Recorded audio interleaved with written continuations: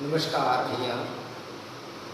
पिछले अध्याय में हमने सिंधु घाटी सभ्यता, मेसोपोटामिया की सभ्यता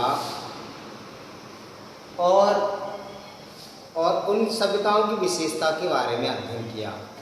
आज हम यूनानी सभ्यता और उसके विकास और उस सभ्यता के अंतर्गत मिले अवशेषों से प्राप्त कुछ विशेषताओं का अध्ययन करेंगे। खुदाई में मिले अवशेषों से यह ज्ञात हुआ है कि यूनान की सभ्यता का जन्म 1500 ईस्वी पूर्व हुआ था। ऐसा माना जाता है कि यूनानी सभ्यता का विकास ज्यादा नहीं हुआ। कारण रहा उसका यूनानी सभ्यता जो हमें प्राप्त हुई है वह पहाड़ों और खाइयों के मध्य स्थित होने के अवशेषों से प्राप्त हुई है।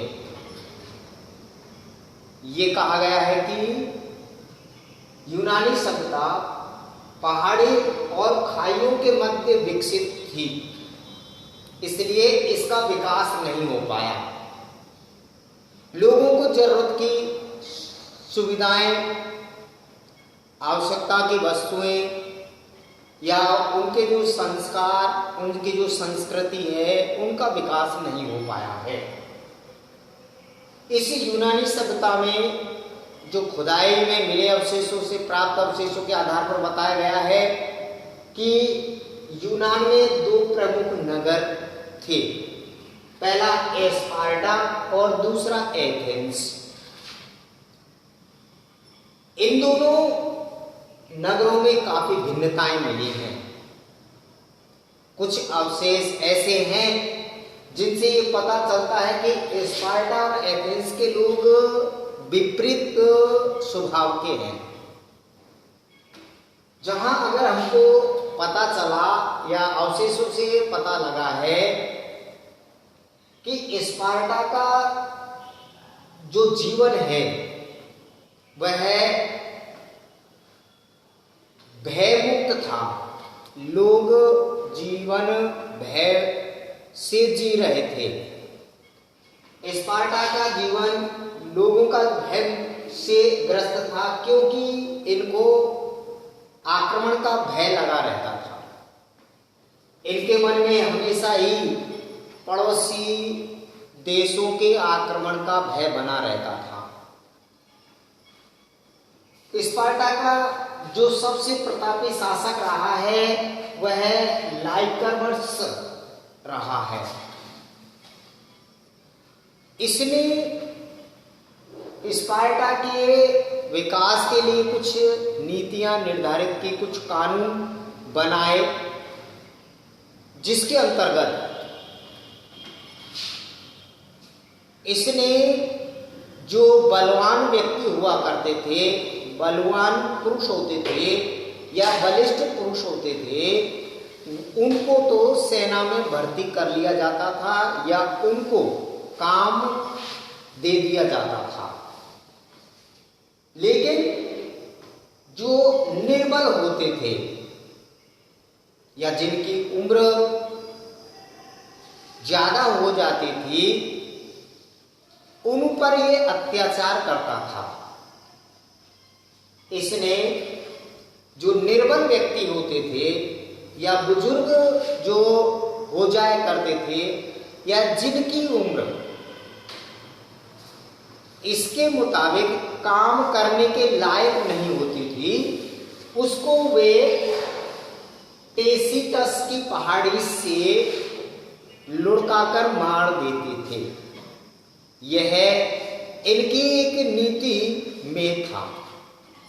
बच्चों की शिक्षा का जहां अवशेषों से मिले प्रमाणों से पता चला है, बड़ी कठिनाई से बच्चों को शिक्षा दी जाती थी। इसका मानना था कि बच्चों को ज्यादातर शारीरिक पुष्टता हो जाए, ऐसा भोजन कराया जाए और उनको सिर्फ सेना में या सेना के लिए चुना जाए। इसलिए स्पार्टा का जो जीवन है लोगों का काफी संघर्षशील रहा है। दूसरा इसका प्रमुख नगर है एथेंस, जो यहां स्पार्टा के जीवन से बिल्कुल विपरीत पाया गया। जहां स्पार्टा के लोग आक्रमण के भय से जीवन जी रहे थे, उसी प्रकार एथेंस के लोग सुख में समृद्धि और खुशहाल जीवन जी रहे थे। कारण था इस एथेंस के लोग वहां के राजा को सम्मान देते थे। सम्मान पूर्वक जब राजा का व्यवहार होता था या व्यवहार था, तो वहां की जो जनता है वह भी खुशहाल जीवन जी रही थी। राजा भी यहाँ के लोगों को उचित सुविधाएं या उचित व्यवस्थाएं या उनकी देखभाल करता था। उनकी हर बात को, हर उनके कार्य को, हर उनकी समस्या को समझने का प्रयास करता था। इसी प्रकार इनका जो जीवन है बड़ा खुशहाल माना गया है। इसी के साथ में अगर हम चलें आगे, यहाँ के जीवन, आर्थिक जीवन के बारे में अगर हम पहुंचें, तो एथेंस के जो लोग थे वो ज्यादातर कृषि करते थे। खेती करना, खेती में ऐसी सारी जो उपजाऊ फसल है वो उत्पादन करते थे और अपना जीवन जीने के लिए जो आवश्यक मूल सुविधाएं प्राप्त करनी है वो यहाँ करते थे। राजा भी वहाँ का सम्मानजनक स्थिति थी और प्रजा भी सम्माननीय थी। साथ में महिलाओं को भी उचित सम्मान दृष्टि से देखा जाता था। उनके साथ किसी प्रकार का भेदभाव नहीं किया जाता था।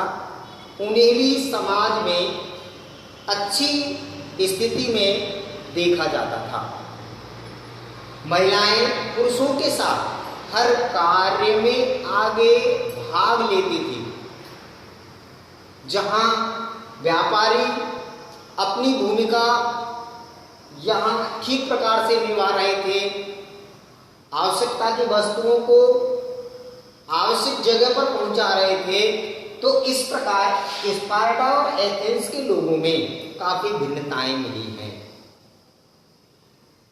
स्पार्टा का जो जीवन है लोगों का वो बिल्कुल भय से था और एथेंस का भय मुक्त था। यही इसका एक कारण रहा है।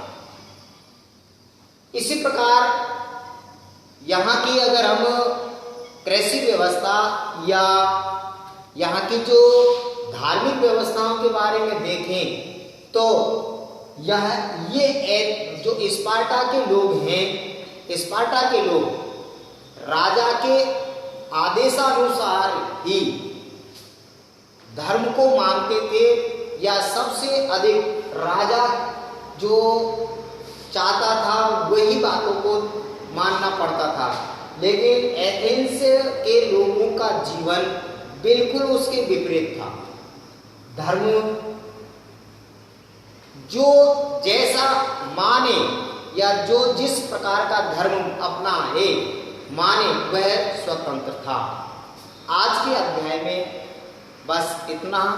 आगे आप दूसरे अध्याय में अगली जो यूनान की या एथेंस या परायुग की युग काल की सभ्यता है उसके बारे में आप अध्ययन करेंगे।